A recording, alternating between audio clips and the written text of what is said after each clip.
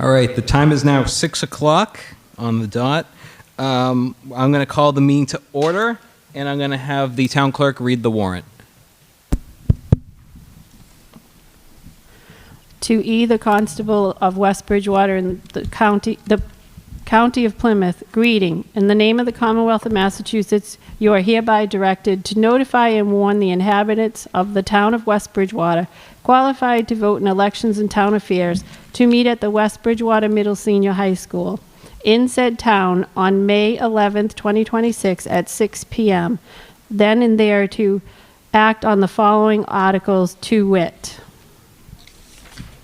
Pursuant within the warrant, I have this day notified and warned the inhabitants of the town of West Bridgewater, qualified to vote in elections and town affairs, to meet at the time and place within mentioned by posting various attested copies of within warrant at various locations throughout Precinct 1 and Precinct 2, 7 days at least before aforesaid annual town meeting. Brian A. O'Connell III, Constable, Town of West Bridgewater. Thank you. So now we are going to start with the articles. Article 1 is a consent article. Selectman Perez.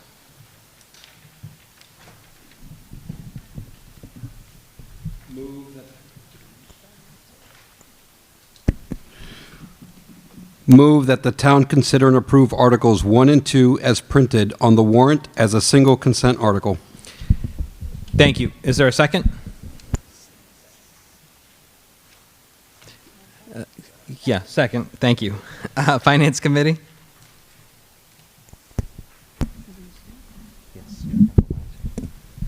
Finance Committee voted unanimously to approve. Sorry. Finance Committee voted unanimously to recommend. Thank you. Board of Selectmen? Board of Selectors voted unanimously to recommend. Can't talk today. Thank you. I don't hear any discussion, so I'm going to call for a vote. All those in favor? Aye. Opposed? Ayes have it unanimously. Article 3. That is Selectman Lee.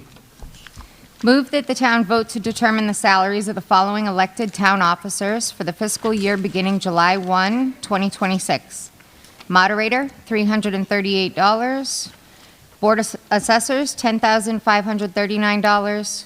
Board of Selectmen, $10,375. Water Commissioners, $7,295. Town Clerk, $86,217.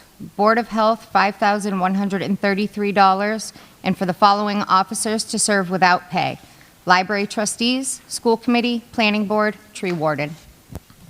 Thank you. Is there a second? Second. Thank you. Finance Committee? Voted unanimously to recommend. Board of Selectmen? Voted unanimously to recommend. Thank you. Any discussion? Hearing none, I'm going to call for a vote. All those in favor? Aye. Opposed? Ayes have it unanimously. Article 4, Janice Fox. Move that the town vote to appropriate the sum of $49,164,355 for the maintenance and support of the several departments of the town and other usual and necessary town charges as herein specified and requested by the Finance Committee for the fiscal year beginning July 1st, 2026, for the purposes herein described, and further that the sum of $43,971,030 be raised and appropriated, and the sum of $5,193,325 be transferred as follows. Estimated water revenues, $2,645,939. From emergency medical services receipts, $550,000. From free cash to offset debt exclusion borrowing costs for the new middle senior high school, $350,000. From free cash, $1,647,386, totaling $5,193,325. Thank you. Is there a second? Second. Thank you. Finance Committee? Voted unanimously to recommend. Board of Selectmen? Voted unanimously to recommend. Thank you. Would you like to speak to the motion? Okay. I do know the town administrator does have a quick presentation he'd like to give on this motion before I list off the different departments.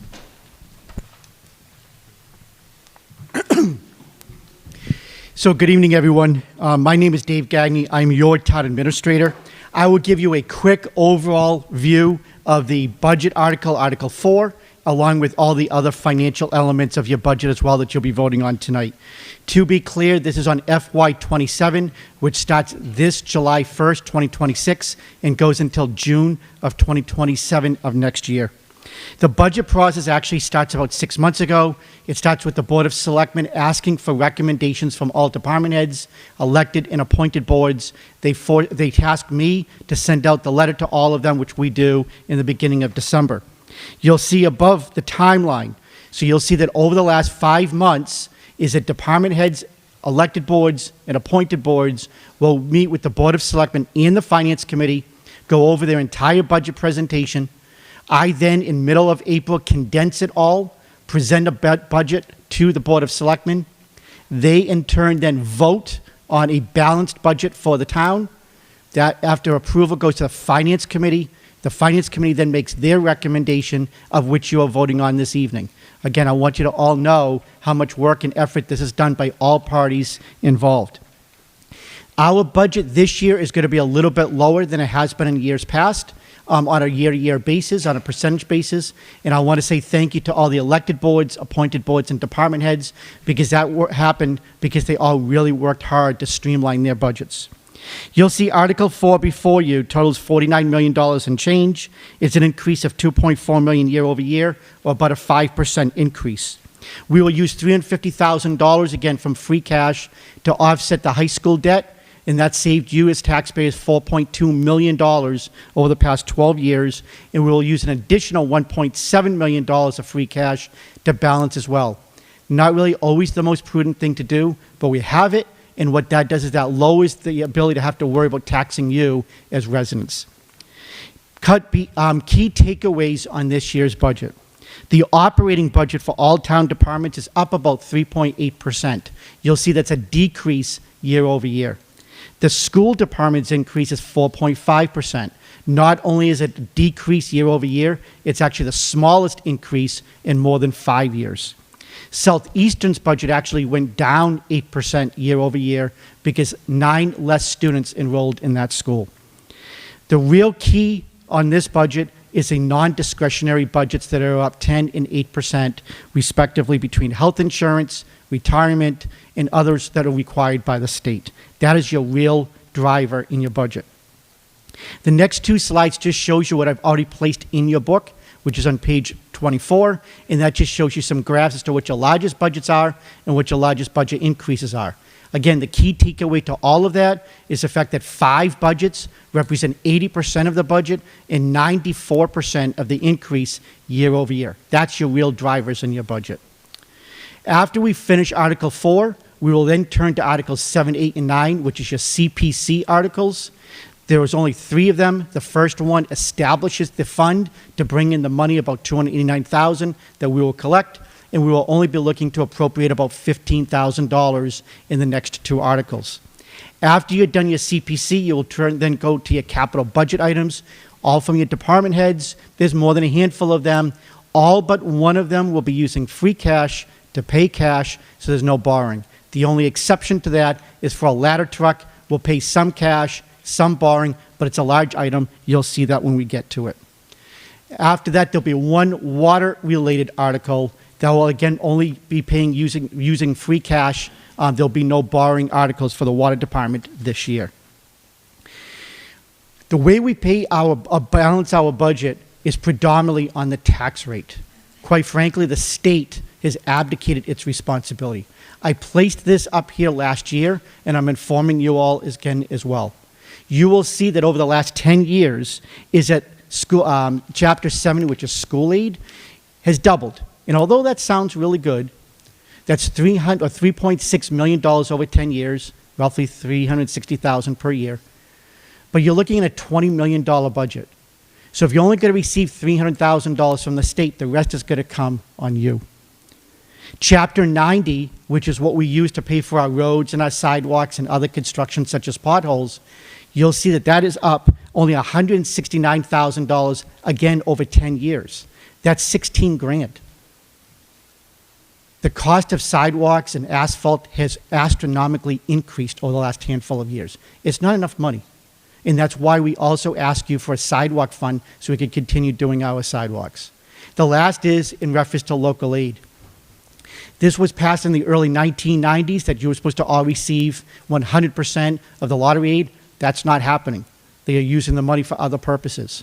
And again, you can see over that period of time, it's only up $200,000 or $20,000 per year.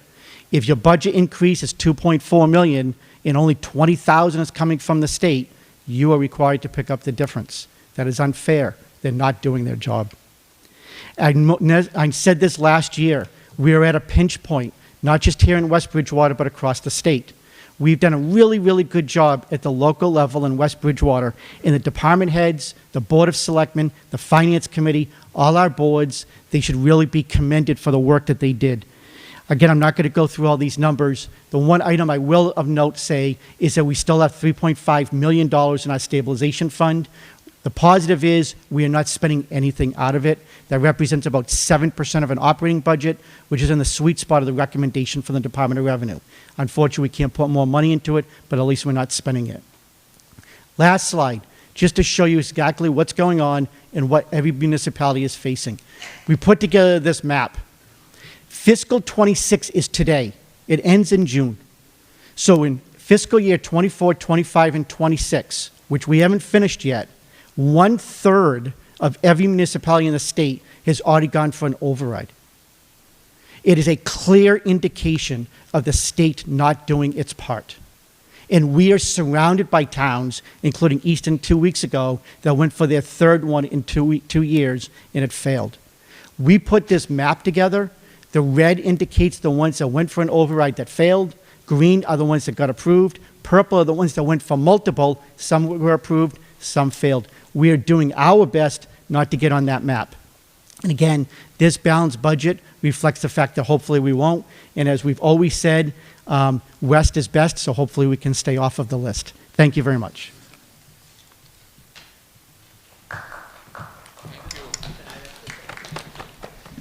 Yeah. Yeah, we'll allow one, and then I'm going to go through the budget items. But please come to the microphone.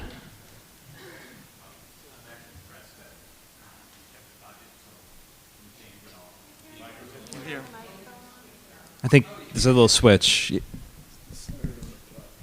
On top, there's a. Should I help? Or you could yell. Yeah. Ask a 12-year-old. They can figure it out.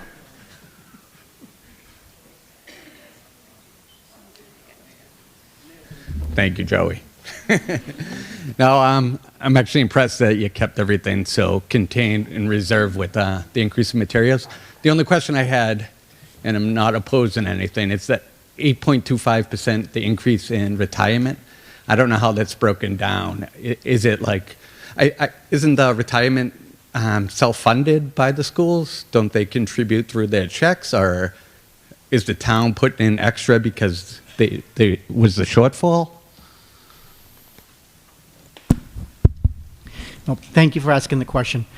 Our budget 9100 benefits, when we get to that, you're going to see this a retirement line. All of us as current employees are self-funded. We don't pay Social Security tax, and therefore, as a result, we're not entitled to Social Security as municipal employees.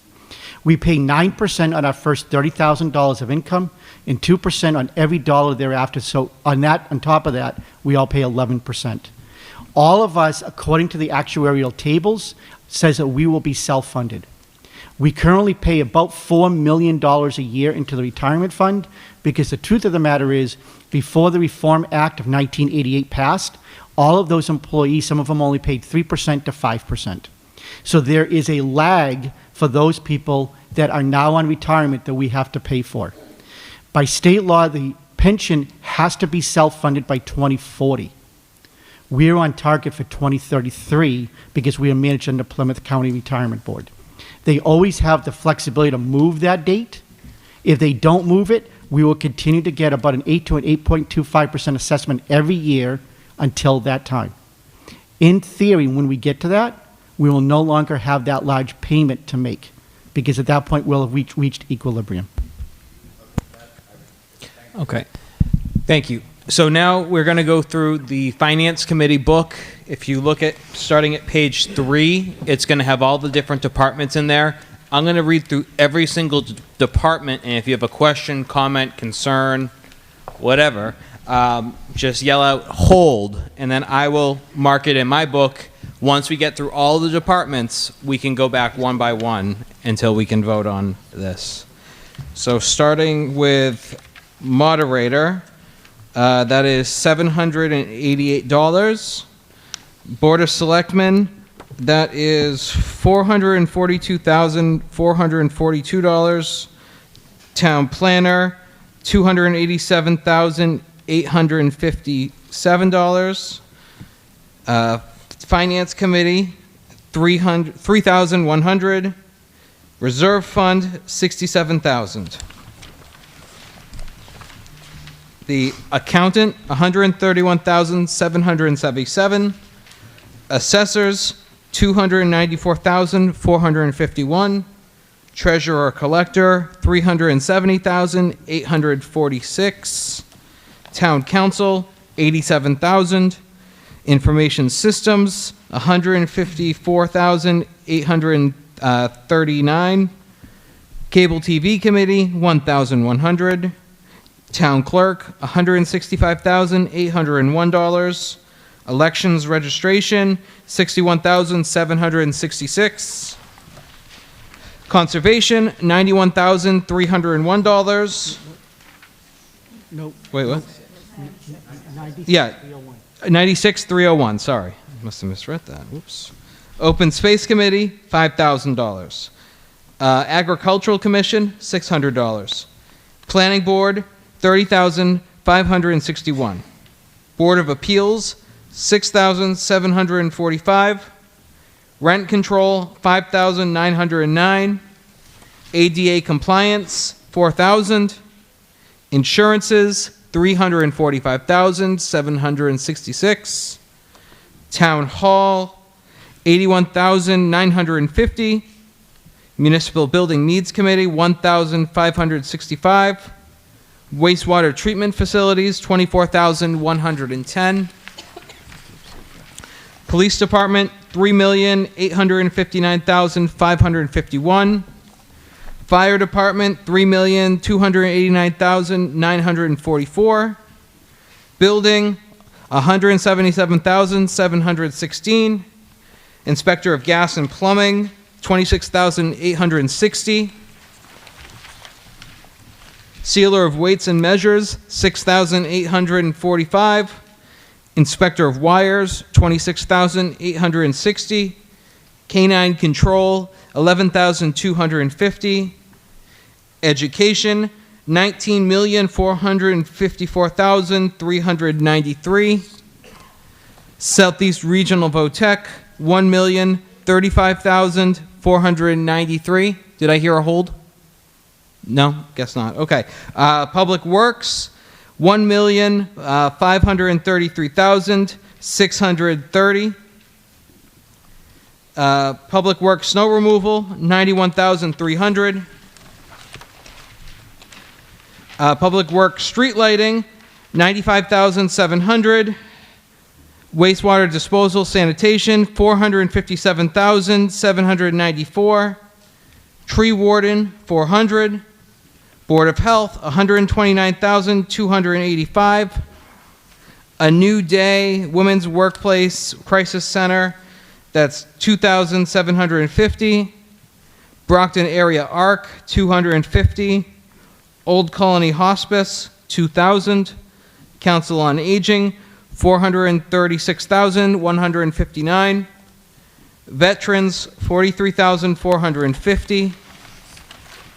Library, $619,080. Plymouth County Extension Service, $200. Historic Commission, $1,775. Veterans and Memorial Day, $2,500. Retirement of debts, $2,162,045. Interest on long-term debt, $647,175. Interest on short-term debt, $100,000. Benefits, $9,632,737. Water,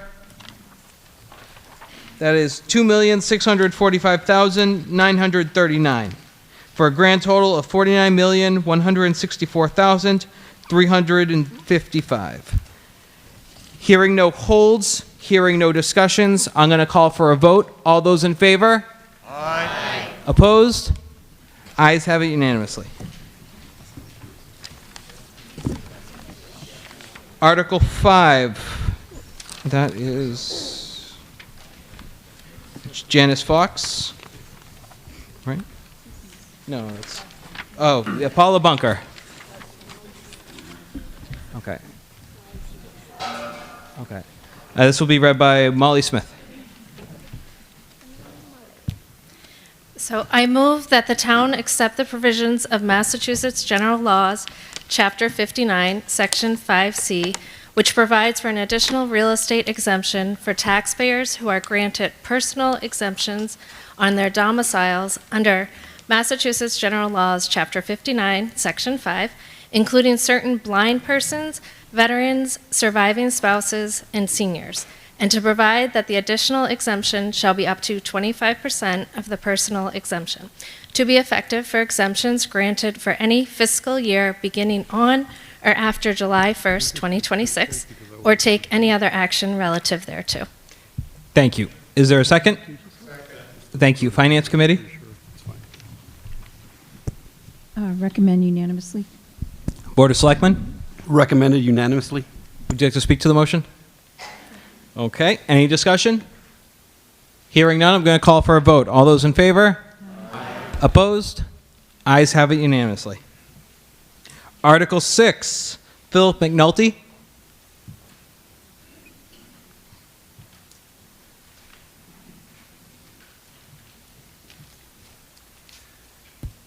Phil McNulty, DPW Director.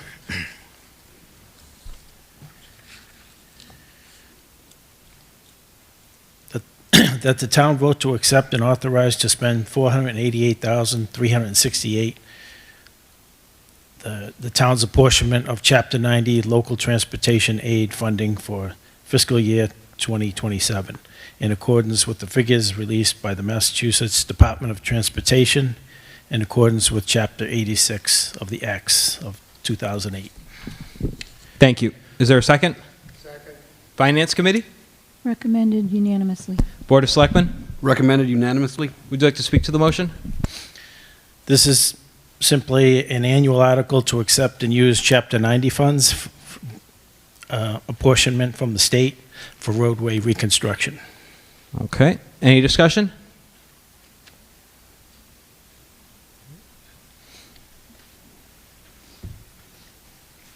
Jack Hughes, 640 North Elm Street. I had two questions for, part of this is I wanted to know where we're going to use that, what street it's going on this year. And the second part of my thing is did we get any reimbursement from the state for snowplow overrun money this year? Because I don't think we did. Is that true?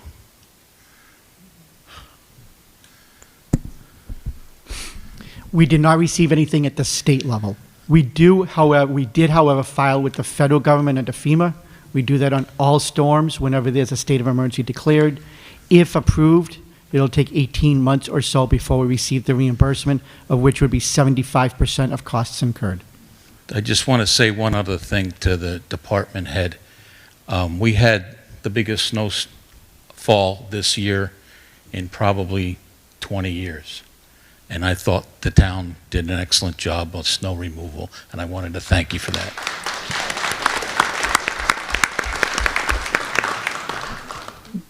Thank you. Any further discussion? Well, where's he putting the money? I'm good, see you later. So thanks for that, but Mike Hutchinson has more to do with it than I do on the snow removal. But as far as the Chapter 90 funds we plan to spend to reconstruct roads this coming year, there was a 2020 pavement management plan in place, and we're basically taking the roads off of that priority prioritization list. I believe there's 6 or 7 roads. I could list them off, but basically that's the plan. Perfect. Any other discussion? Hearing none, I'm going to call for a vote. All those in favor? Aye. Opposed? Ayes have it unanimously. Article 7. Cheryl Cambria?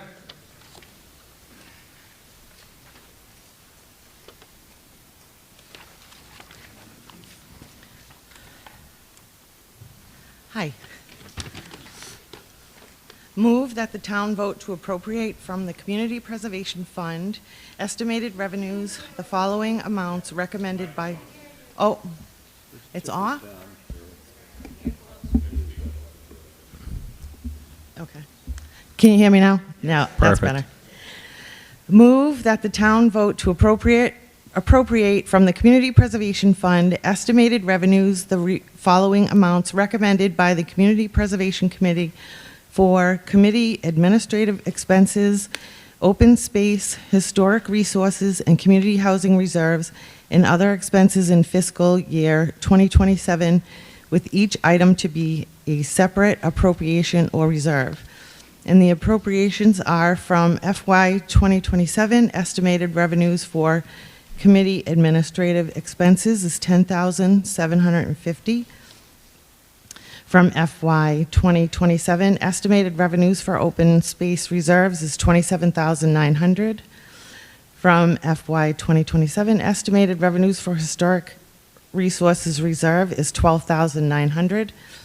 From FY 2027 estimated revenues for community housing reserve is $27,900. And then from FY 2027 estimated revenues for undesignated funds is $0. Thank you. Is there a second? Second. Thank you. Finance Committee? Recommend unanimously. Board of Selectmen? Recommended unanimously. Thank you. Would you like to speak to the motion? This is the yearly warrant that directs the required 10% of CPA money that we bring in that has to go to each of these buckets and can only be used for these. Thank you. Okay, any discussion?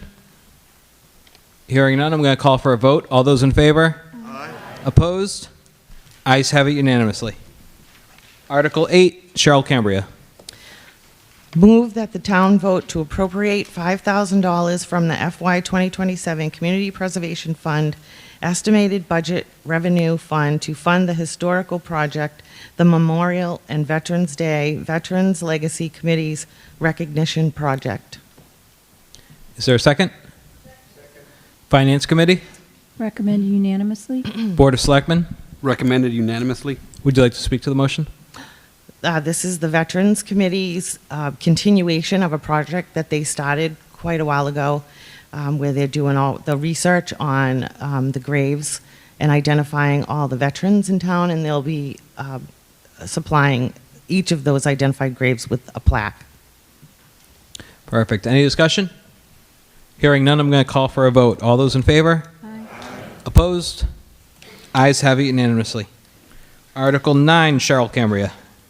Move that the town vote to appropriate $10,000 from the FY 2027 Community Preservation Fund estimated budgeted revenue to fund the historic project, the Town Clerk Vital Records Preservation Project. Thank you. Is there a second? Second. Finance Committee? Recommend unanimously. Board of Selectmen? Recommended unanimously. Would you like to speak to the motion? This is a continuation of records preservation that the town clerk is working on. Thank you. Any discussion? Hearing none, I'm going to call for a vote. All those in favor? Aye. Opposed? Ayes have it unanimously. Article 10, Scott Golder. Move that the town vote to transfer from free cash a sum of $100,000 to fund other post-employment benefits liability trust fund established in accordance with Chapter 32B, Section 20 of the Massachusetts General Laws. Is there a second? Second. Finance Committee? Recommended unanimously. Board of Selectmen? Recommended unanimously. Would you like to speak to the motion? This is the OPEB fund that we set up in 2013 for retiree benefits. We have about 1.6 million in there right now. We're still a long ways from our goal, but the constant funding keeps the rating agencies happy. Okay, any discussion? Hearing none, I'm going to call for a vote. All those in favor? Aye. Opposed? Ayes have it unanimously. Article 11, Chief Nixon.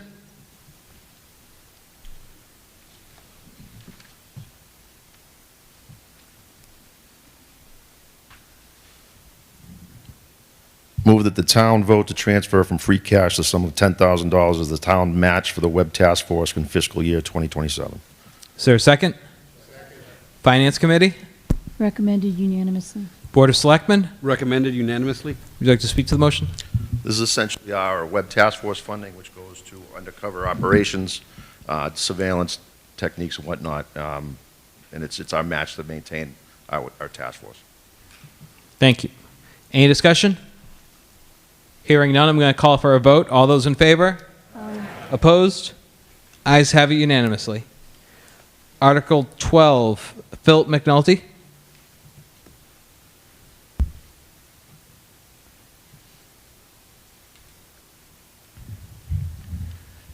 Phil McNulty, DPW Director. That the town vote to transfer a sum of $4,438 from the Commonwealth Infrastructure Enhancement Trust Fund to be expended for the construction and engineering of sidewalks, roads, street intersections, or equivalent. Is there a second? Second.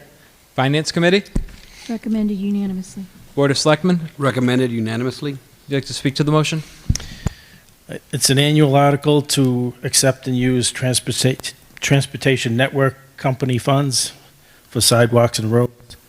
These funds are generated from rideshare, like Uber and Lyft, that originate from West Bridgewater. Okay. Any discussion? Hearing none, I'm going to call for a vote. All those in favor? Aye. Opposed? Ayes have it unanimously. Article 13, Phil McNulty. That the town vote to transfer from free cash a sum of $250,000 to be expended by the Department of Public Works for the construction and engineering of sidewalks, roads, street intersections, or equivalent. Thank you. Is there a second? Second. Finance Committee? Recommended unanimously. Board of Selectmen? Recommended unanimously. Would you like to speak to the motion? For the last 8 or 10 years, this has been an annual article to support sidewalk design and construction. Last year we completed River Street, and this year we'll be into South Elm sidewalk design. Thank you. That design has been basically funded by a grant. So, okay. Any discussion? Hearing none, I'm going to call for a vote. All those in favor? Aye. Opposed? Ayes have it unanimously. Article 14, Phil McNulty. That the town vote to transfer from free cash a sum of $243,326 to be expended by the Department of Public Works to purchase a front-end loader. Is there a second? Second. Finance Committee? Recommended unanimously. Board of Selectmen? Recommended unanimously. Would you like to speak to this motion? It's the current front-end loader we use is 22 years old now. We rely on it heavily throughout the year. It's aging and would be asking a lot to be a frontline piece of equipment moving forward. Any discussion? Hearing none, I'm going to call for a vote. All those in favor? Aye. Opposed? Ayes have it unanimously. Article 15, Ed Sarro.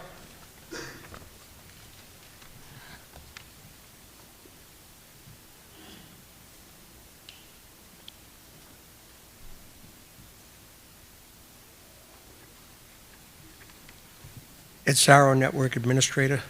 Move that the town vote to transfer from free cash the sum of $76,285 to be expended by the IT department to purchase a town-wide phone system replacement. Thank you. Is there a second? Second. Finance Committee? Recommended unanimously. Board of Selectmen? Recommended unanimously. Would you like to speak to the motion? We're going to replace an 11-year-old on-premise phone system with a cloud-based system. It's going to save us considerable money, and we'll have state-of-the-art technology. Thank you. Any discussion? Hearing none, I'm going to call for a vote. All those in favor? Opposed? Ayes have it unanimously. Article 16, Chief Thibault.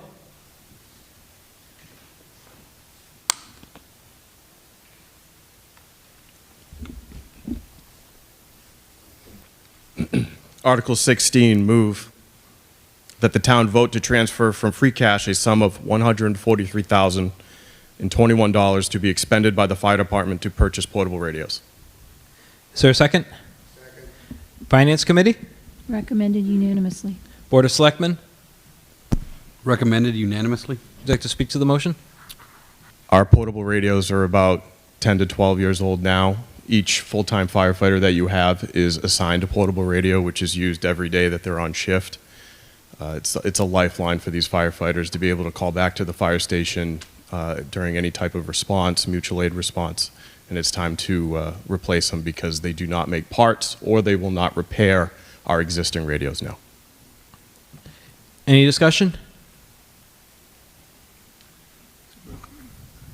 Mr. Ryder, because the motion did not include the word Motorola, does that mean it has to go out to bid? Oh, yeah. Sorry, can you repeat that and can you say who you, Sure. your name?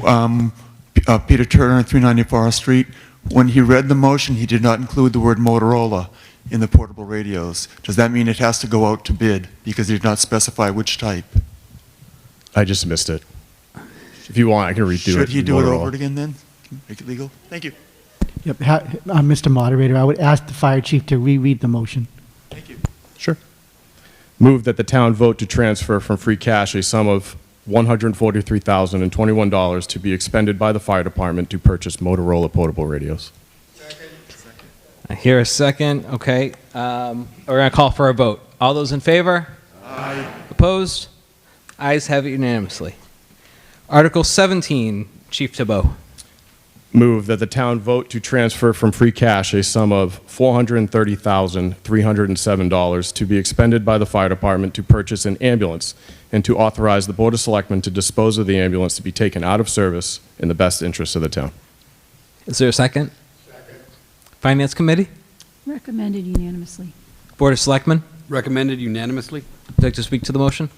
This is a scheduled replacement of your 11-year-old ambulance now. It's a 2015. By time it is replaced, when the new one comes in, it will be well over 100,000 hard miles on it, and it's just a scheduled replacement. We did not change the design of the ambulance, so the 2022 ambulance that we're using frontline now is the same exact model. Thank you. Any discussion? Hearing none, I'm going to call for a vote. All those in favor? Aye. Opposed? Ayes have it unanimously.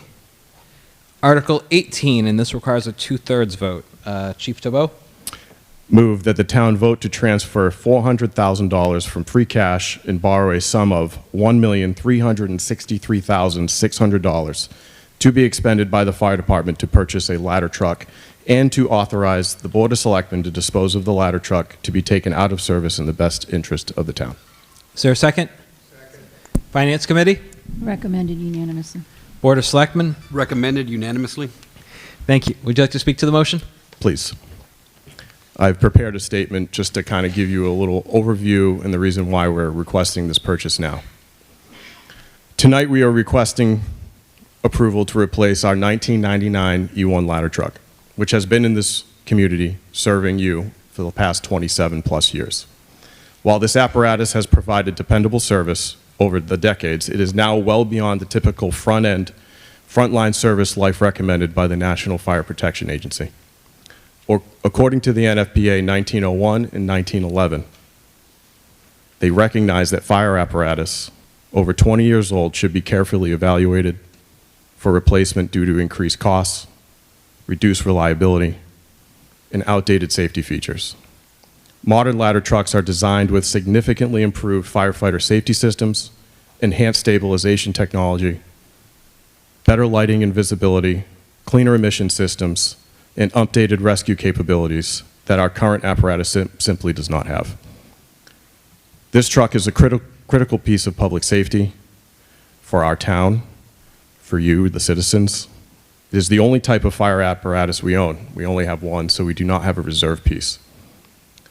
It is not only used for firefighting operations, but also for rescues, roof operations, ventilation, elevated master streams, utility incidents, mutual aid responses throughout the region. As the truck ages, parts become increasingly unavailable, downtime becomes an issue, and the risk of major malfunction becomes readily apparent. Replacing this ladder truck is about reliability, firefighter safety, operational readiness, and protecting the residents of West Bridgewater. This request is an investment in the long-term safety and emergency preparedness of our town, ensuring we continue to provide the level of service that you expect. If this article is approved tonight, you will not face any additional costs.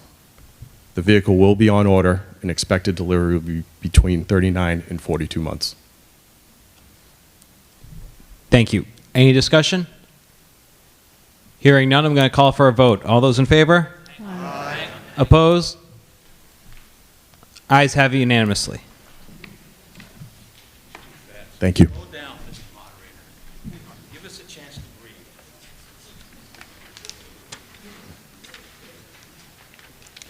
Article 19, Chief Nixon.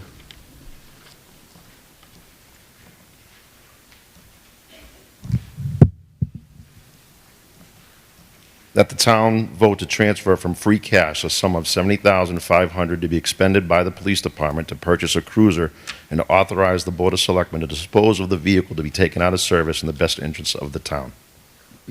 Is there a second? Second. Finance Committee? Recommended unanimously.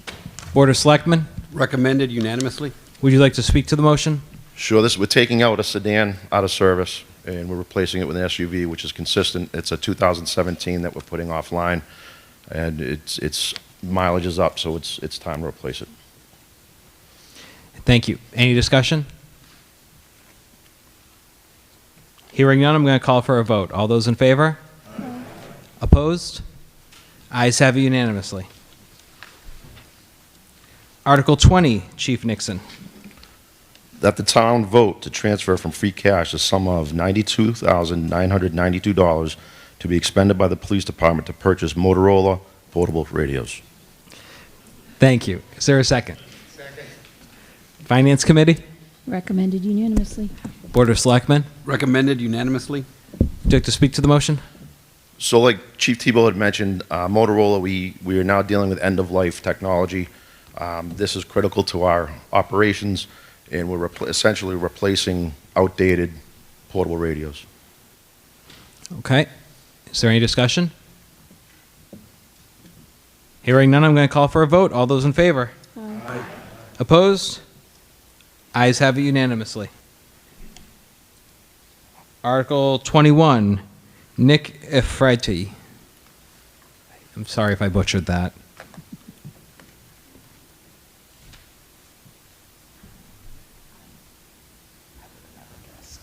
Nick Iafredi, your building commissioner. That the town vote to transfer from free cash a sum of $45,828 to be expended by the building department to purchase a Ford Explorer and to authorize the Board of Selectmen to dispose of the vehicle to be taken out of services in the best interest of the town. Thank you. Is there a second? Second. Finance Committee? Recommended unanimously. Board of Selectmen? Recommended unanimously. Do you to speak to the motion? This is just to replace an outdated department vehicle that's no longer in service. Okay. Is there any discussion? Hearing none, I'm going to call for a vote. All those in favor? Aye. Opposed? Ayes have it unanimously. Okay. Article 22. And that is Robin Dragonetti. Move that the town vote to transfer from free cash a sum of $29,990 to be expended by the school committee for a feasibility study to construct Sallyport systems at the Rose L. McDonald and Spring Street School. Thank you. Is there a second? Second. Finance Committee? Recommended unanimously. Board of Selectmen, Recommended unanimously. would you like to speak to the motion? Yes, Mr. Bodwell apparently wants to speak to the motion. Go for it. Sorry. Mark Bottle, Superintendent of Schools. We're looking to create a secure entry point at the two schools, like we do at the middle senior high school and the Howard School. So we are limiting the amount of people that are in and out of the building on a daily basis. This is something that's been brought up through our Safe Schools Committee for discussion throughout the years. Thank you. Is there any discussion? Hearing none, I'm going to call for a vote. All those in favor? Opposed? Ayes have it unanimously. Article 23, Robin Dragonetti. Move that the town vote to transfer from free cash a sum of $214,090 to be expended by the school committee to purchase and install an intercom system at the Roselle McDonald and Spring Street schools. Thank you. Is there a second? Second. Finance Committee? Recommended unanimously. Board of Selectmen? Recommended unanimously. Would you like to speak to the motion? Yes, so the Roselle intercom system is original to the school from the 1960s. The Spring Street does not have an intercom system, so currently staff is using phones, walkie-talkies. This does present with limitations of the system in case of an emergency. It places staff and students at risk. So these new systems would have lockdown notification functionality. So while the primary use would be daily communication amongst the schools, the most important use is that it improves rapid communication and emergency response. Thank you. Any discussion? Hearing none, I'm going to call for a vote. All those in favor? Aye. Opposed? Ayes have it unanimously. Article 24, Robin Dragonetti. Move that the town vote to transfer from free cash a sum of $84,500 to be expended by the school committee to upgrade the fire alarm panels at the Howard School. Okay, is there a second? Second. Finance Committee? Recommended unanimously. Board of Selectmen? Recommended unanimously. Okay, would you like to speak to the motion? Yes, so the original request included upgrades to both the Howard and Spring Street schools, but after consultation with the fire department, it was determined that the Spring could wait another year. However, the Howard fire alarm panels are outdated, replacement parts are no longer available, a story we've heard a lot tonight. Several hallway and classroom alarm devices also require replacement. Okay, is there any discussion? Hearing none, I'm going to call for a vote. All those in favor? Aye. Opposed? Ayes have it unanimously. Thank you. Article 25, Wayne Parks.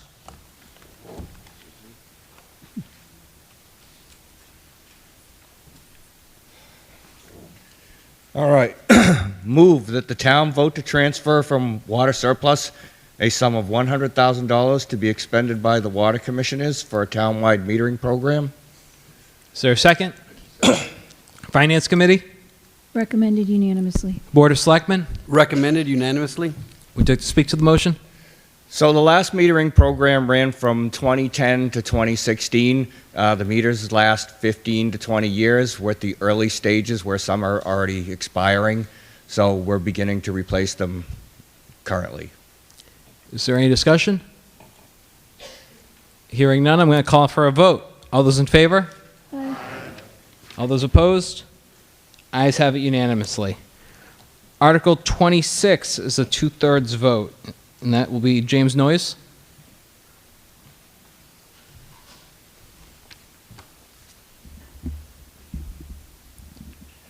Move that the town vote to amend the town zoning bylaws, section 4.4, table of use regulations 1A to delete 1A in its entirety, and 7 to disallow single-family dwelling and accessory dwelling units in the business and town center districts as printed on the warrant. Is there a second? Second. Finance Committee? Recommended unanimously. Board of Selectmen? Recommended unanimously. Would you like to speak to the motion? Yes, to the best of my understanding, and either town planner and town council can correct me, this was voted and approved at last year's town meeting, but the Attorney General found problems with the article and recommended that it be redone at this year's town meeting. Any discussion? Hearing none, I'm going to call for a vote. All those in favor? Aye. Opposed? Ayes have it unanimously. Article 27, James Noyes, and this is another 2/3 vote. Move that the town vote to amend the town zoning bylaws, section 7.4, special permit granting authority, to add a new section 7.4.3 as printed on the warrant. Is there a second? Second. Finance Committee? Recommended unanimously. Board of Selectmen? Recommended unanimously. Would you like to speak to the motion? Yes. This article will allow the planning board to have an associate member or a sixth member for special permits only. The problem we almost bumped into last year was that for a special permit, you need 4 out of the 5 votes, a supermajority. And last year, we had a member out on long-term disability. So if another member had a conflict of interest or wasn't at a meeting, we couldn't hear the special permit. State law does allow us to have a 6th member who would only be voting on special permits, and only in the case where we didn't have 5 regular voting members. Okay. Is there any discussion? Hearing none, I'm going to call for a vote. All those in favor? Aye. Opposed? Ayes have it unanimously. Article 28, Jeff Ryan. Yes. Move that the town vote to authorize the filing of a home rule petition with the general court pursuant to Article 89 of the amendments of the Constitution of the Commonwealth for special law relative to the reorganization of the West Bridgewater Board of Water Commissioners from an elected board to a board appointed by the Board of Selectmen, and that the town approve the filing of legislation substantially in the form set forth in the warrant article, and further authorize the Board of Selectmen to submit said petition to the general court and approve clerical or editorial changes of form only, provided that such changes are consistent with the intent of the vote taken by this town meeting. Thank you. Is there a second? Finance Committee? Recommended unanimously. Board of Selectmen? Recommended unanimously. Would you like to speak to the motion? Yes, thank you, Mr. Moderator. Quickly before I speak to the motion, just because it's the end of the night, this is once again a lightly attended town meeting, but I do want to thank all of you that came out to authorize the spending north of $50 million tonight. It would be great if you could share that with your neighbors and maybe get them to participate in future meetings. To the article. This article and this discussion started last August in a joint session with the water commissioners. It was brought on by a couple of factors, but before I get into those real quick, just one housekeeping piece. The home rule petition, what is that? In order to make this change, should we vote to make this change, it has to go in front of the legislature. The legislature only allows home rule petition on odd numbered years. So we'd vote on this now. If it gets approved, it'll move forward. We can move forward, but the final approval comes on odd number years. I guess I can see a lot of smirks. I have one too. We'll leave it at that. So that is what the home rule petition part of this is. Getting into this a little more detailed. We are discussing tonight combining the water department and the DPW. A part of that, as mentioned, is moving the water commissioners from an elected position to an appointed position. Discussion that have taken place around that, a few things to clarify. First is the enterprise fund. If you don't know, the water department and all the money that the water department generates goes into its own fund. And that fund can only be spent on water and water related. That does not change as a result of this article. The enterprise fund stays in its how it currently is established, and the guidance and the spending of that would continue to flow through the water commissioners. Why now? A couple of reasons. One, our current water superintendent will be retiring at the end of this year. And two, Phil McNulty, our DPW supervisor, who's been up here a couple of times tonight, has run water departments in other towns. We think Phil's done an exceptional job with the DPW. He's got engineering degrees, and he's got experience running water departments. He also has all the licenses that are required to run the water department. In addition to Phil's experience and his ability, what we believe is his ability to take on this task, there's some synergies that will take place between the two departments.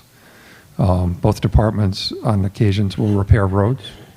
Both departments will dig up roads. So we can find some synergies and some efficiency there and hopefully free up somebody's time to do more work. Moving along, discussion came up at our last meeting. Our last Board of Selectmen meeting was also a joint meeting with the water commissioners. And there was discussion about elected versus appointed. And there was a couple of comments made that the electorate, all of us here, residents should be able to elect their water commissioners and not have the Board of Selectmen appoint them. My comment to that is we haven't had a contested race for the water commissioners for probably a decade now. So we don't, as much as we get to elect our water commissioners, we don't get not to elect them if we're not happy with them. The town is light on participation overall. And that's not, and no point here am I discrediting the work or the efforts or the intentions of the water commissioners. This is not about them or what they're doing. This is about an opportunity to do things better. I guess real quick, pretend that you haven't been happy with the water department over the last 10 years. You couldn't have voted differently if you were or if you weren't. So that would be my comment as it relates to elected versus appointed.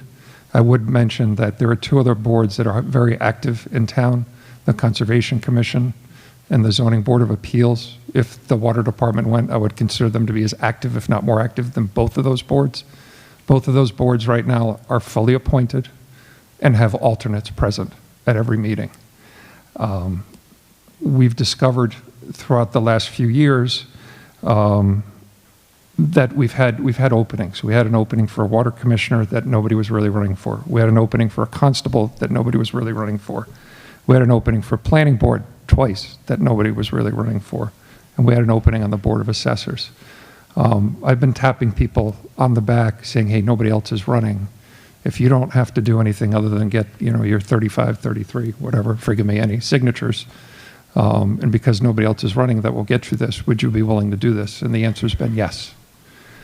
That is essentially appointing somebody at this point. Mr. McLeod, the most recent water commissioner, was a write-in candidate. We've had a write-in candidate recently for the planning board. And as I said, we've tapped people on the shoulder. I think it's easier in this day and age, for better or for worse, to find somebody that we can appoint to the position. People are willing to do the work, but people aren't necessarily willing to run an election to do the work. People don't want to, get the signatures. People don't want to put the yard signs up. People don't want to participate in the debate and candidate night. But we've had more success, and in our most critical boards, they are fully staffed with appointed people. And again, there's an alternate on all those boards. So I just think that is a benefit, not a con, if you will. And then I guess for me, my last question is, if you've been around for 10 or 20 years and you think the water is as good today as it was then vote no for this. If you think we can maybe do things better and take a different swipe at this, then vote yes. Thank you. Thank you. Discussion?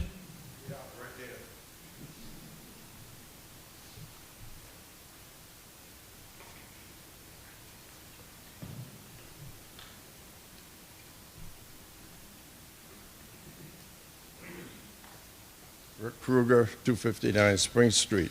I was a water superintendent for 20-something years. I was in the water department for 38 years. The acts of 1910, the water department was formed as a separate company, and funds were not to be used from the water department to fund anything in town government, and the money couldn't be swapped back and forth. Well, back in the 60s, the town thought it would be a better idea to put it on the tax base because they could write off their taxes, but they couldn't write off their water bill. And we did that for a while. 2.5 came along, and whenever we had a crisis and we needed more money, we were fighting with the town budget over the funds. And one year, we had $80,000 taken from our budget, because we had a little extra, and it was put into the school. And the department, and we had some things that we had to do, were really important, building a well. So the Department of Revenue stepped in and told the accountant that the money had to go back. You don't want to give up your right to vote for a Board of Water Commission, as you've been doing it since 1910, over 100 years. And now all of a sudden, I don't even know who these gentlemen are up here, but I'm sure that they don't know that much about water. And if you can get 3 people from our town who will take an interest in it, you need somebody on a daily basis keeping an eye on.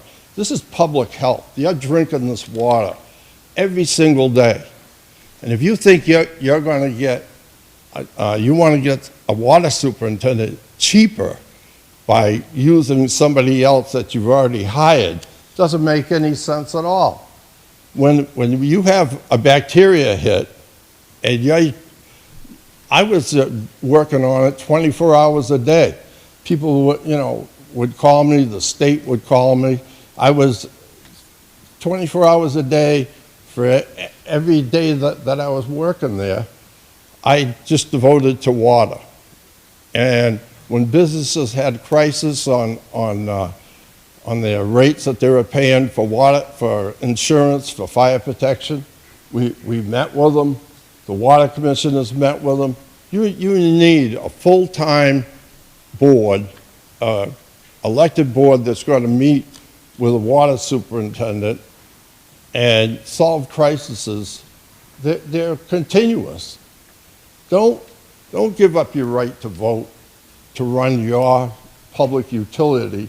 If you want to sell the utility, you could even sell that. Some towns sell them and they put them for private. But don't give up your right to run your own business. You're gonna let somebody else appoint 3 of their friends to run your business? Don't do it. It's crazy. Is there any further discussion? Oh, watch out. Jack.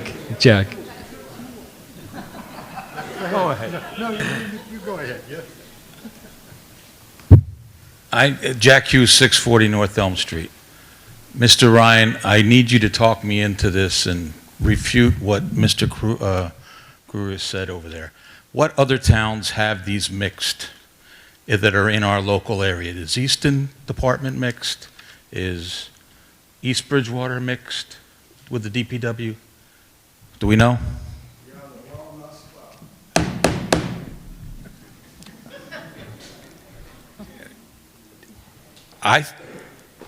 If it were me, I think this is a way we can save money as a town and not have my taxes go up. And that's how I look at it. I hate to disagree with you, Rick, but I think our water is fine, with or without a superintendent that knows or doesn't know what he's doing. So, whatever.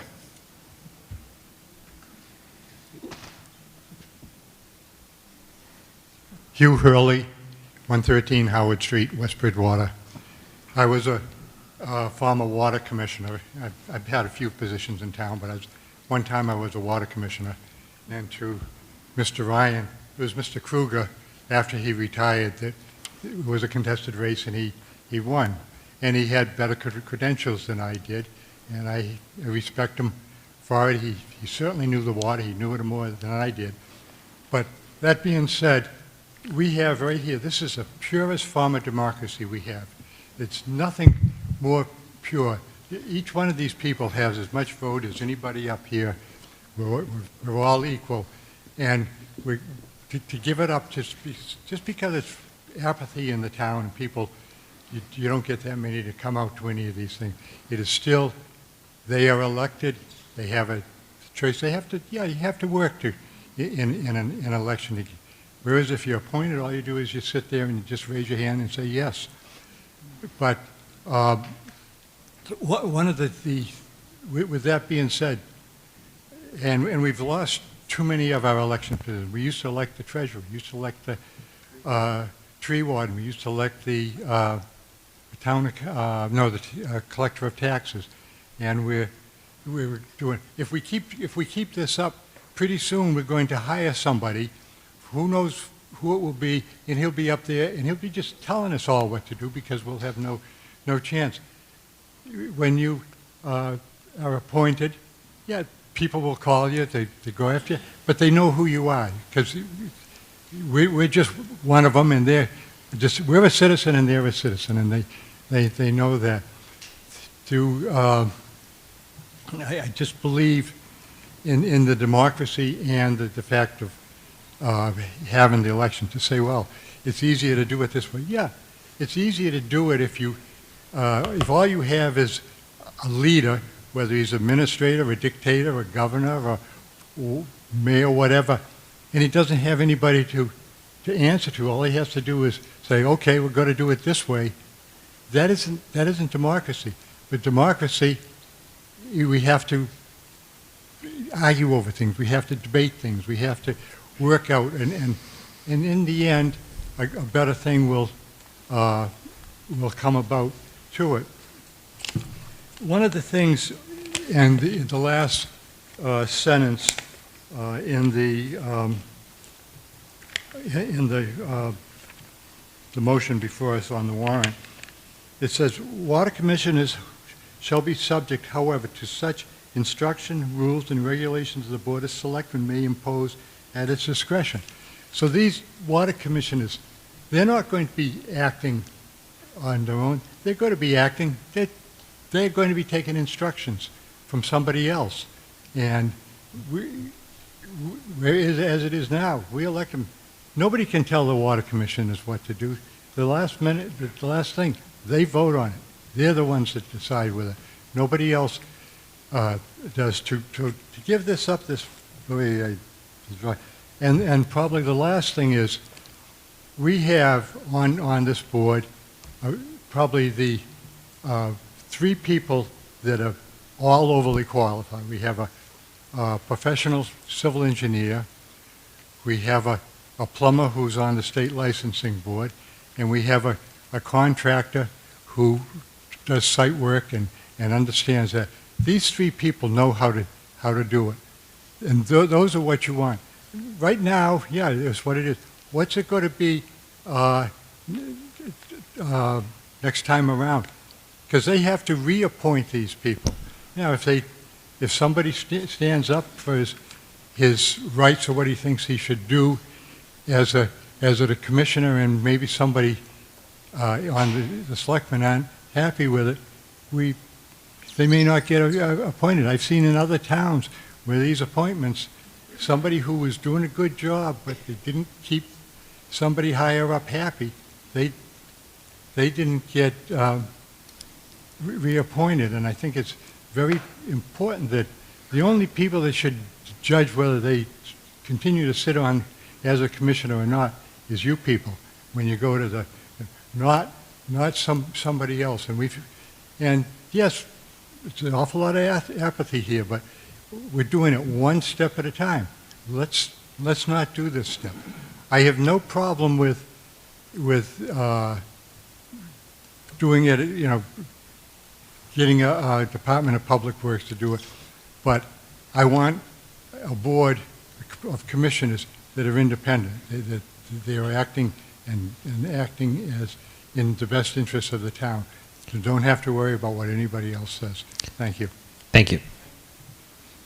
Thank you, Mr. Moderator. John Cruz, 123 North Elm.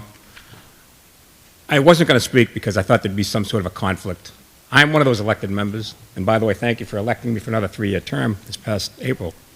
What you was talking about, democracy, that's what we're here for. This is the purest form of government. We can vote tonight. We voted millions of dollars for improvements to the town budgets, and it's a good way to keep it going. If we change this for one particular reason, to keep, for all intents and purposes, to keep one person in charge of both departments, I think we're going to shoot ourselves in the foot. Today the water commissioners. What next? School committee? Board of Assessors. Any other elected board can be next, and I think that's wrong. We're here tonight, 100 or so dedicated town taxpayers to see where our money is spent. I think it's incumbent upon us to keep the status quo. And I'm not saying that we've got problems with the water. The state comes down with these mandates, unfunded mandates, if you will. I'm sure you've noticed in the past couple of months that your water bill's gone up. Why have your water bills gone up? Because the state from Beacon Hill, they give us these mandates. Take iron and manganese out, remove PFAS. Okay, that's a good idea. But they tell us to take it out, and they don't give us any money to take care of it. That's why your water rates are going up. The thing is that you're losing control by going to an appointed board. And with all due respect to the selectmen and Mr. Gagny, I can understand where this is going, and I think it's honorable to look at one person to watch over both departments. But I think, again, we're going to be shooting ourselves in the foot by voting to go to an appointed board as opposed to an elected board. Just a couple of points. In the past 116 years since the Water Commission has been founded, I bet you there hasn't been, I might be exaggerating, a dozen members on that board. John Noyes, he was on for, I think, 50 years. Donnie Azak, 40 years. We've had long-term members on this board. You take that away, you're taking away all the people that have contributed to the town. How many selectmen have we had in the past? Give me a couple of minutes, I bet you I can name 30 in a few minutes in the past, in my lifetime. We're consistent here in the water department. We're looking out for the best interest of the people in town. We all have water, we all drink water, we bathe every day, we're using it. Do you want it to come, if you guys have a problem, who do you go to? I get called all the time, I'm the plumbing inspector in town. I hear complaints all the time, say, look, come to one of our meetings, voice your concerns, we'll fight for you. If you take it out of our hands, it's going to go to the board. And now the board has done a lot of, they've looked into this, and I'm not taking away from this particular board. All I'm saying is they're going to remove it from direct hands to that board. Just a couple of things. So that big building on Lincoln Street, we know it's empty. So they needed to tie into our water. So they tied into I think it was a 12-inch main, maybe a 16-inch main by West and Crescent. They brought it all down Lincoln Street to connect into our water. The tie-in fee was a few $100,000. So we wanted to continue the water main to South Elm. So what we did, we worked out a deal. Basically, they ran the water from that building to South Elm, which continued the loop of water around town to prevent some stagnation that we have in the water mains. Would the selectmen have done that if they're not familiar with the water flow? Who knows? What I'm saying, that can happen. Another thing, we have developers complaining, you got to run a 3/4-inch water service into the house. A copper water service into the house.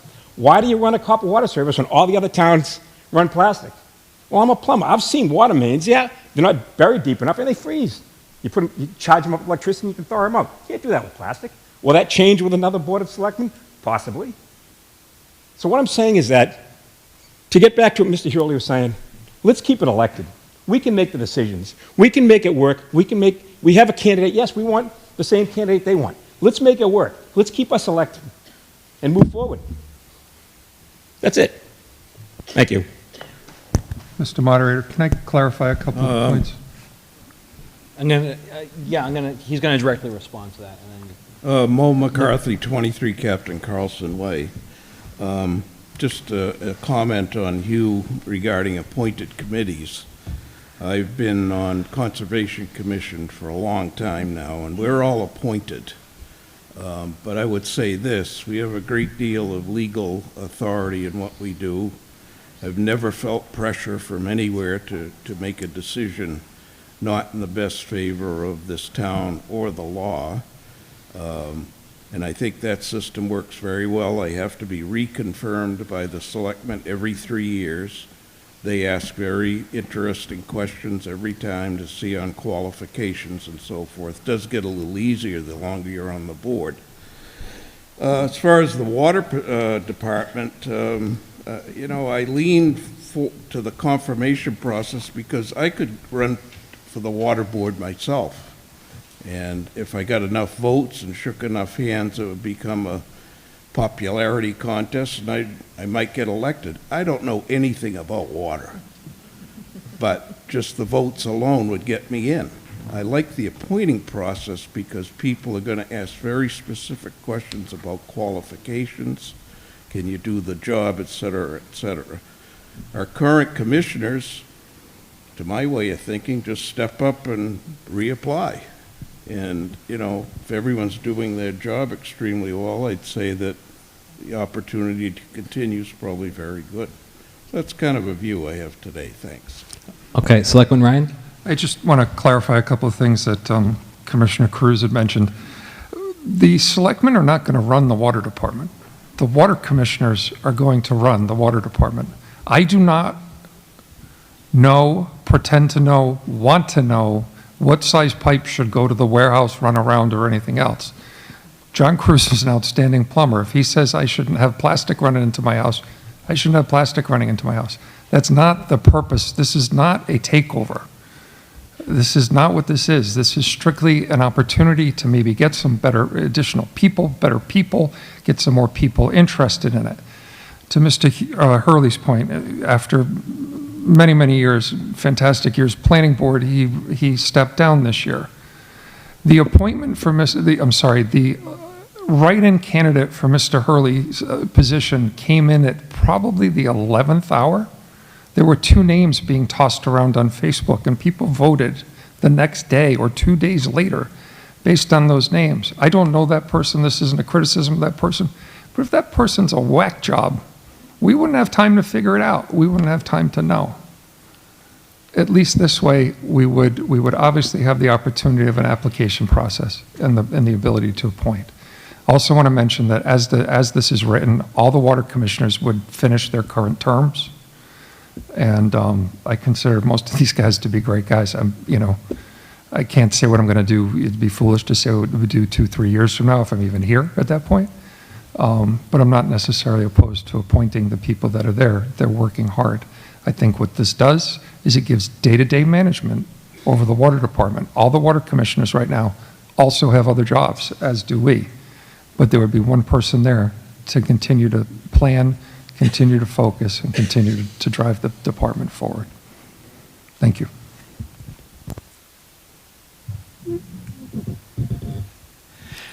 Pam Anderson Livingston, 27 Friendship Drive. At one of our most recent town meetings, we took a vote on whether or not to accept the low-income housing that comes with the MBTA, and it seemed to me that most people in the audience were against that, and it was a ballot vote. It got voted in. But one of the most crucial arguments against that was, in my opinion, stated by Rick Kruger, who is, in my estimation, probably the most knowledgeable person in town when it comes to our water supply.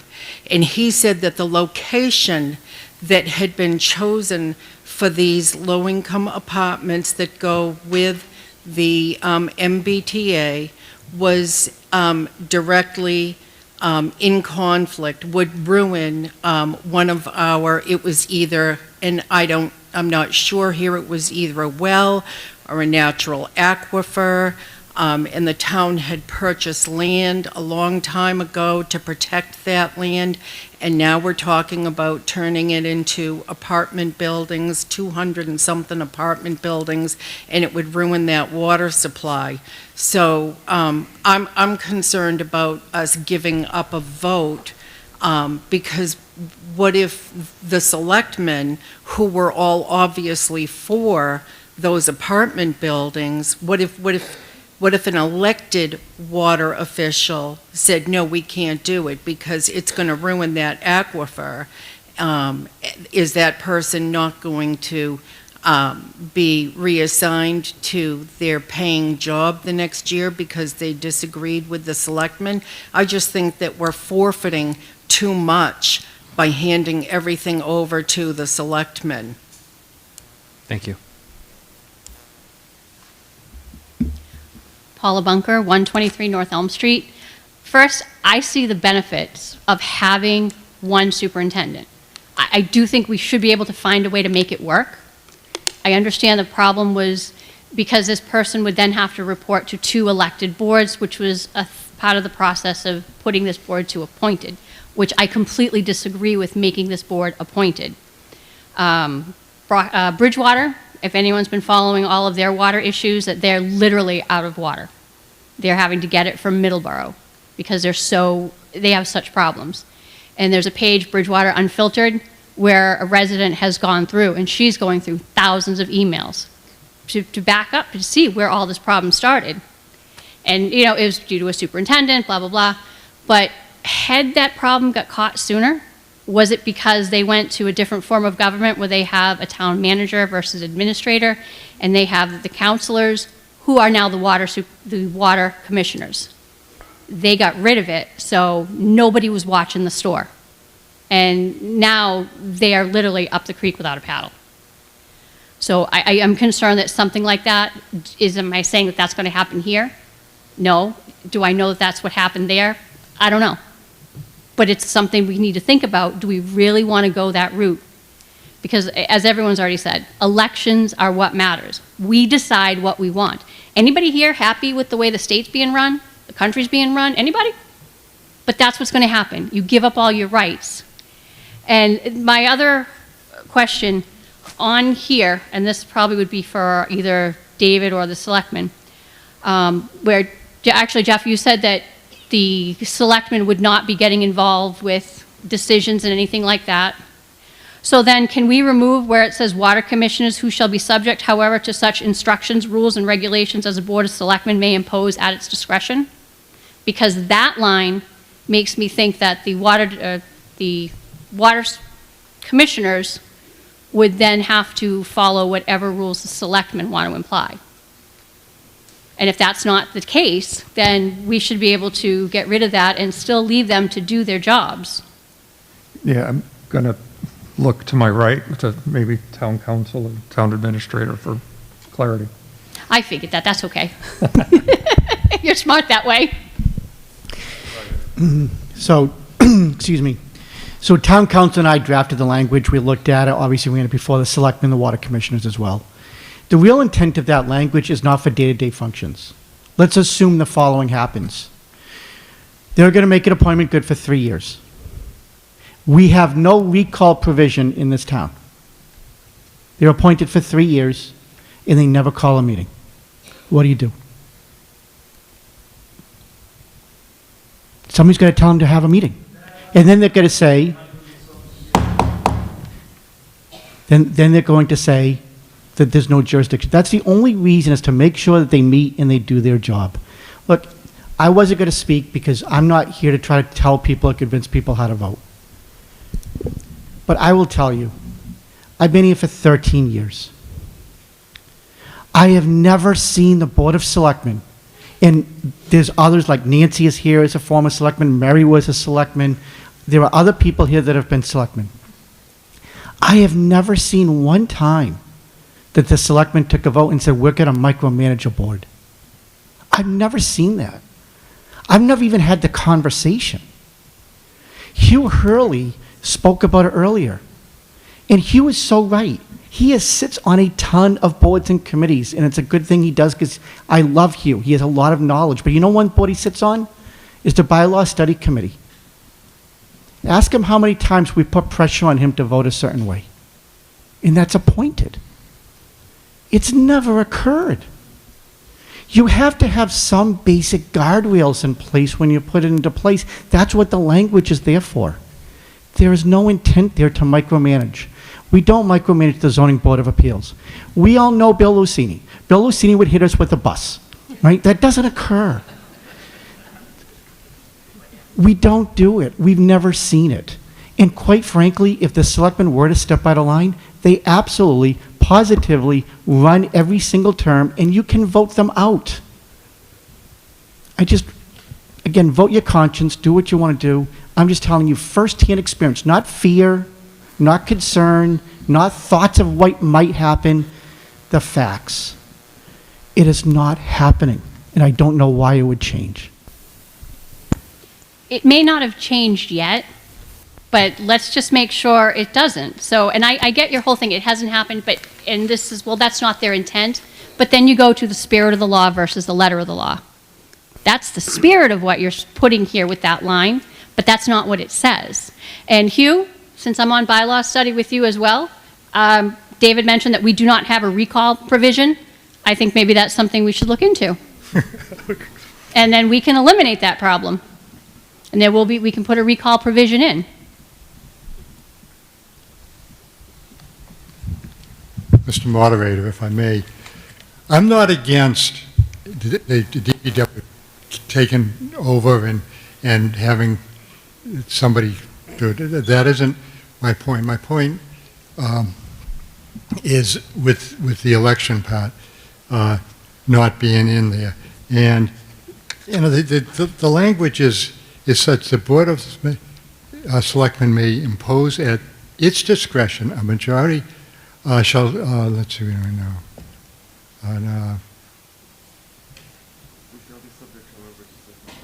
Yeah, shall be subject, however, to such instructions, rules, and regulations as the board may impose at its discretion. And to, Mr. Gagné is right. We have never, with this board or in time, but in years past, I'm old enough to remember before a lot of people, you were even born, I can remember the selectmen that we had then. And we did have some that did micromanage. And if they had something they wanted to see done, they made it. And I know with one of them, I told them, I'm elected, you're elected, you are not my boss. And he didn't particularly like it, but that's how it's. He wasn't trying to get me to do anything, but but I know in other cases, a couple of our selectmen in years past, and were. So what do we got now? The water commissioner, if somebody has a problem, yeah, you're right. He's my boss, as well as the other 7,000 residents in the town. They're my boss, and I know they can't all vote because some of them are too young, but yet they can. And that's why I think the voting, having it a voted position, and if you're going to have somebody in control, in charge, or ultimately, I think it should be a commission made up of such as what the water commission is. The selectmen, they work very hard, and Mr. Gagné was saying how the finance budget, it's a 6-month thing, and I know they're meeting all the time. I know the finance committee are meeting all the time. Do they have time to do one more thing, whereas a commission that knows what the problems are and are right there to do it, they can handle it. So if you want to have a commission bring the water commissioners in as your DPW commission. Don't get rid of take the power away from the water commissioners and give it to the selectmen, who they're overworked and they do a great job. I have no problem with anything, and I've worked with them all, and I have the utmost respect, but I don't think this is right, what we got here. Thank you. Yeah. Yes, of course. So with respect to the language that's been discussed, when you have an appointed board, the appointing authority, it's best practice to have some form of rule or regulation or policies that they can implement so that those appointed members handle their affairs appropriately, as Mr. Gagné had stated. The other thing on this is it's changing how the board is set up from elected to appointed. It's not changing the intent in the obligations of the commission. So you're still left with commissioners. It's just how they sit in those seats changes, as Selectman Ryan had discussed earlier. So that language is appropriate to an appointed board, so that the appointing authority has some, not necessarily control, but oversight over how that board functions or commission functions. Thank you. Any new information? I hope so. Mark Churchill, 2 Cornerstone Lane. Jeff, I'm hoping you can help me understand something a little bit here. So you first off, I've read the article several times now over looking for what I might be misunderstanding here. You were the first person to mention, but then there have been at least 4 people that have come up and commented on this as well too, bringing in the DPW into this. The article doesn't mention the DPW at all. And there's been people referencing it and talking about, you know, combining the management of 2 different departments and maybe some cost savings and whatnot. help me understand. Where does the DPW come into this? I think you just alluded to it as there's an individual over there that has capabilities that we might want to appoint in this scenario, if we have the ability to do that. Sure. So whoever the DPW superintendent, I know who he is, but whoever it would be, DPW superintendent, we don't believe it's fair, right, or just to have that one person have to report to two elected boards. It gets into who does the review, what's the salary, what happens if there's a discipline issue. Like, nobody wants two bosses, right? Nobody at work wants two bosses. And we don't think that's fair, and we don't think we'll attract the right person with that. So that's how this, basically, Mark, this is how this started, was how do we move the day-to-day water operations under the DPW? And because we don't believe we can have two elected boards and one DPW person, it's just too complicated. Who can run what? Who does what? Who decides that? The structure was chosen to appoint the water commissioners, and they would technically fall under the Board of Selectmen. But let me say it one more time. The only thing that the selectmen are doing are appointing the water commissioners. The water commissioner job does not change. What they do on a daily, monthly, yearly basis will remain the same. There is no recall for water commissioner. We're talking about if we don't like what a water commissioner does or something like that. They're serving their term. At the end of their term, yes, there could be an opportunity, but we also have end of terms, and that opportunity exists. But there was no way to put the water department under the DPW and have two elected boards, and that DPW person, God help them, would have to answer to both boards at the same time with equal authority. And that's how we've come to this spot in this situation. Okay, I can understand that, and I can appreciate that. One suggestion I think that I would have for you perhaps going forward is, I think this should make that very clear, because it doesn't. Like I said, there's no reference to DPW, there's no reference to financial savings, and there's no reference to, combining of organizations. It just says, we're going to change how we, appoint these people. We're going to appoint them instead of elect them. On that front, you might make a decision. I think on the topic you're talking about trying to combine departments together, maybe you make a different decision. But it's not stated here that that was at all the objective, not a byproduct of it, not a separate, additional benefit. You've now stated that was the objective from the get-go, and that was not clear to me at all until you really stated it very clearly right now. Very good, thank you. And I think that's the legal representation of what we need to do. And obviously I spoke to the other piece. I'll take one more, then I'll call for a vote. You got a bunch of people waiting. Art Cabral, 77 Walnut Street. I'm the chairman of the Water Commission. The reason we're here, it's been brought up a bunch of times. This is supposed to come up because we have an issue, Water Department organization. We need to reorganize. The job that Wayne has been doing as your superintendent has changed greatly since he was originally made superintendent. There is a huge amount of work that goes on up in the management side, as well as his duties go all the way down into day-to-day work out in the system with the other operators. In addition, we have an operator we now have to replace with another position to fill. Wayne's retiring, and we have a superintendent who has some background, so it's a good time to try to make this work. You heard how John felt about changing from elected to appointed. I think I'm speaking for Mark. He doesn't particularly care one way or the other. But the commissioners as a whole would like this to go forward as far as the DPW work on the water side. Get something split up. We're not going to save money. That's not going to happen. More than likely, it might make it go up a little less, but it's going to go up. As far as myself, most of these arguments are what I'd make. I would prefer this to remain an elected board. If it has to go to appointed to make this work, it has to go to appointed to make this work. But, I mean, however you feel, it's your say. However you feel to vote is how you should vote.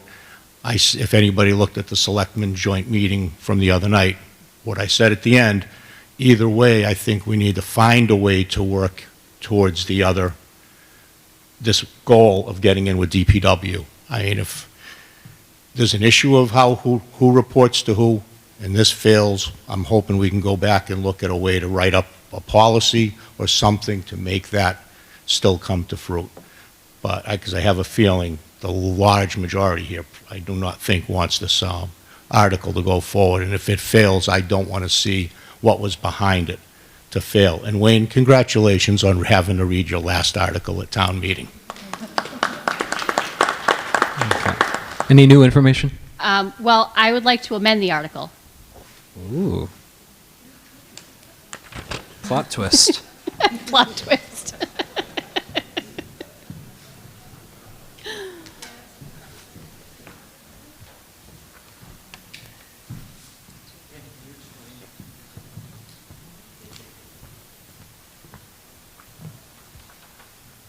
So I have given Paula an amendment form. She's going to write down exactly how she wants to amend it.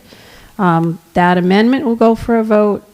If it passes, then we will be voting on the original with the amendment in it.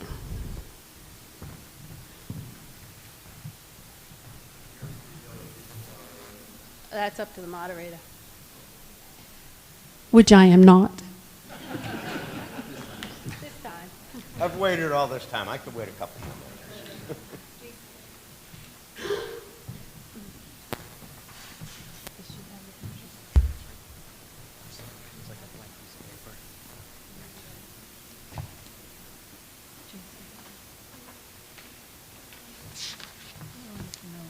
Please stand by.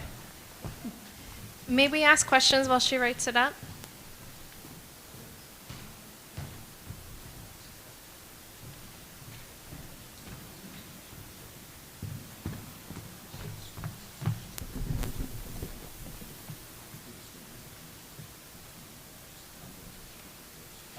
So this is a standing motion, so we can't take other questions until that's complete.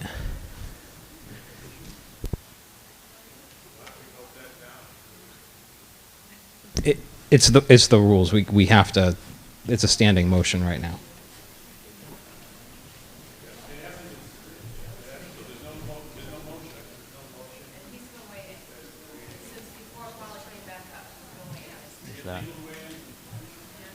Can you, yeah. Okay. I'll take it. Okay, I have legal confirmation. I can take the question. Okay. I'm glad, Thomas Pepe, 56 Wendell. I've been listening to this conversation all night, and this is a twofold question, where all I've been hearing at first is changing elected to appointed. Either way, commissioners have to follow rules and regulations. They're not going to be micromanaged. That I'll agree. I myself, I prefer elected. But the second question had to deal with mixing it in with the DPW. I'm not discrediting the DPW director's credentials, but I've worked in municipalities where they were non-DPW and DPW. You mix the water department in with the DPW, does not work. That's just my opinion. Been on both sides. So I think it would be a good idea, if you're gonna change it to a DPW, that should be a separate article, not included in this one.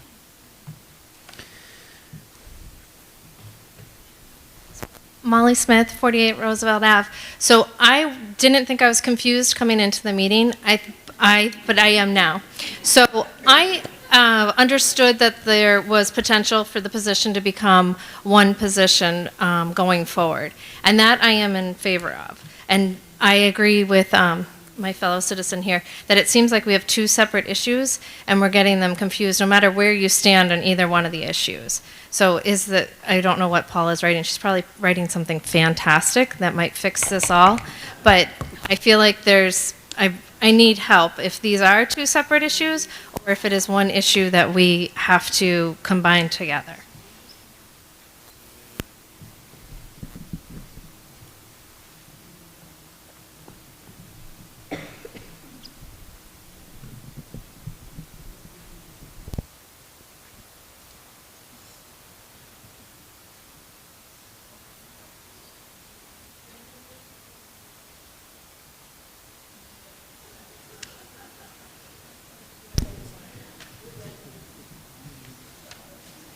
We really should play music at these things.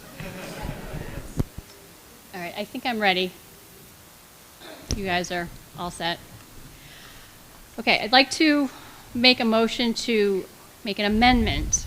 And what I would like to do is, under Article 28, in that last paragraph, under Section 1 that starts off, all commissioners shall continue to serve, we go down to where it starts, all the authority granted to the town by Chapter 138 of the Acts of 1910 and not otherwise specifically provided for shall be vested in said water commissioners, who shall be subject, however, to such instructions, rules, and regulations as the Board of Selectmen may impose at its discretion.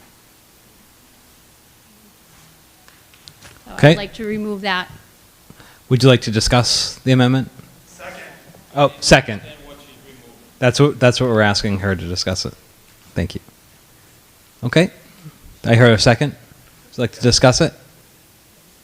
I think I mentioned it when I was up here earlier, that if the water department are to remain independent and not be micromanaged, has been the word of the night by the selectmen, and again, not saying that that's what is currently done by the selectmen, that is going to be done, but it eliminates any control they have over it as far as things like that go.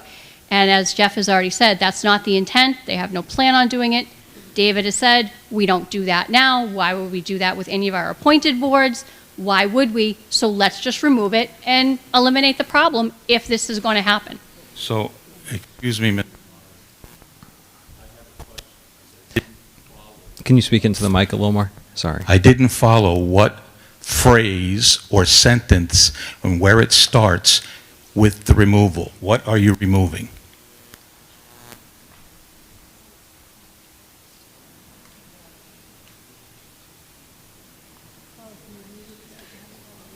Yeah, when you're done, can you read it one more time for the audience? So it starts with all the authority that comes out. I thought at first she meant it would only come out after the word who shall be subject.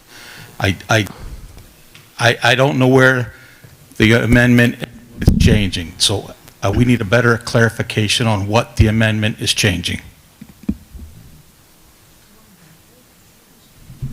My intent with the amendment is to just remove the selectmen from having, as stated in here, may impose at its discretion, instructions, rules, regulations, that the selectmen have no authority over it, and they can still do their jobs as they currently do. So, point of order, Mr. Moderator. Yes. Can we just get clarification? Are we looking to strike from who shall be subject, that sentence and clause, or are we looking to strike something different?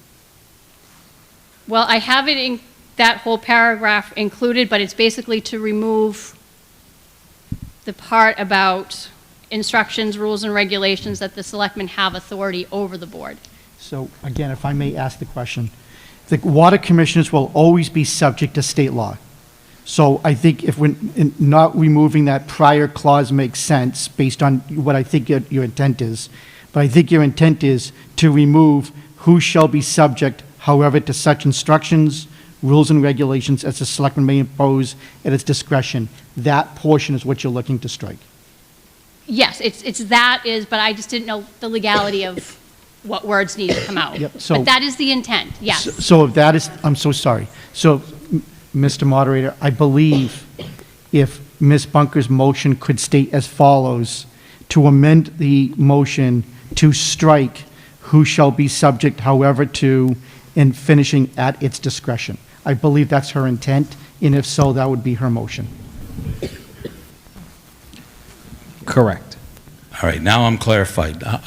Thank you. Is there any discussion on the amendment? I have some discussion. First off, I'm good with whatever. I don't think that the intent of nobody on any of these boards, nor anyone in this room, is to cause any further harm to this town. So I am good with that. I'm good with what Paula wants to change on these amendments. Nobody wants to make any additional harm to this town. We're trying to streamline a process. We're trying to make a bigger department, and the attempt is to, at the end, we should see some cost savings, many different ways that we're going to see the cost savings. So I'm completely fine with that amendment. I'm pretty sure, I don't know if Jeff wants to add to it, but I'm pretty sure that's a thumbs up from him as well. Yeah, there was a second, yes. Okay, any further discussion on specifically the amendment? Yeah, so Karen McGowan Ryan, 7 Copper Beach Circle. I don't see how you can do that. I'm an attorney, and I, of course, defer to town council, but I don't see how you can physically remove that sentence and still have some level of authority over who the water commissioners report to. Because now you've got an appointed board that doesn't report to anything. Because I think like Conservation Commission falls under, right? So if you strike that line, I don't think you have an end.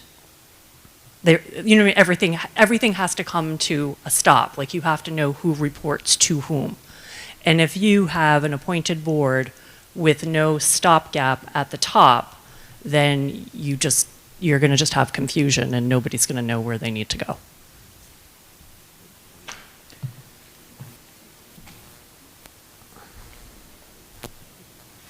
I just say turn the whole thing down because you're going to give up your right to vote and to control your own water. This is about specifically the I'm going to tell you amendment. something. East Bridgewater went to, This is about specifically her amendment we're in discussion, not the bill in general. okay, then just turn the whole thing down because you're going to give up your right. Believe me. Any further discussion before we? And Mr. Gagné over here, you're not telling the truth. You're out of order.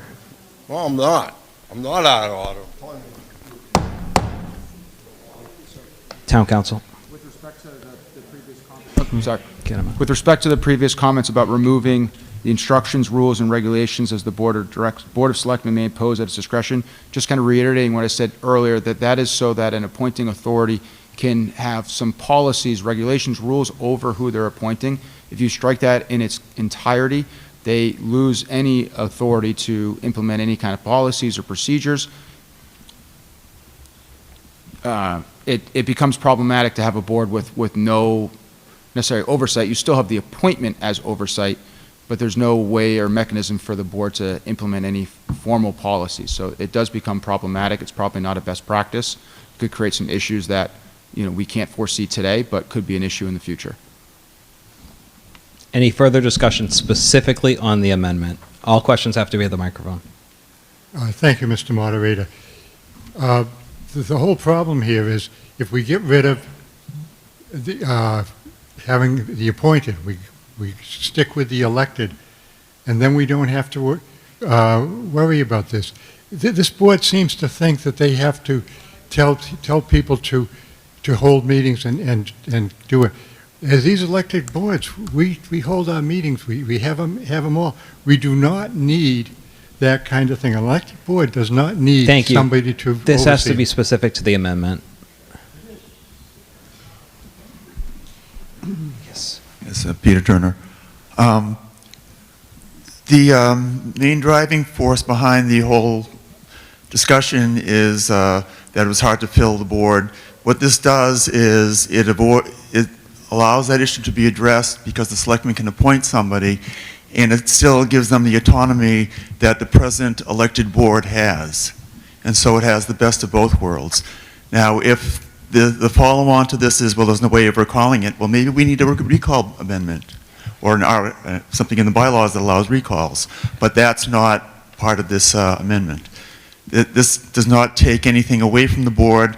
It gives the Board of Selectmen the advantage of being able to appoint someone. If they appointed a bad person, then in 3 years they can get rid of them, just like the voters could.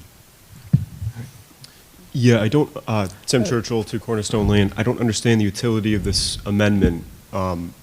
As I see it, the intent of the original article is to decide between having a check from the voters or a check for the selectmen. Having the water commissioners be appointed by the selectmen, but without any formal authority or check over them, is just creating loose cannons from the water commissioners. What's the utility of that? Okay. Any further discussion on specifically the amendment? If not, I'm going to call for a vote. And just to explain, this is a vote on the amendment. If the amendment passes, we will then vote on the amended bill. All those in favor?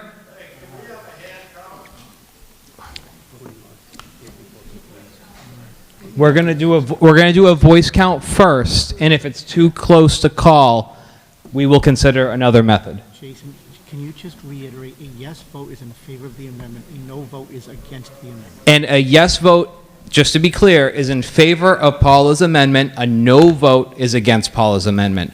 All those in favor? Aye. Opposed? No. The noes have it. So, since the amendment failed, we are now going to vote on the original article. All those in favor? Aye. Opposed? No. The noes have it. Motion does not pass. The time is now 7:50. This town meeting is now dissolved.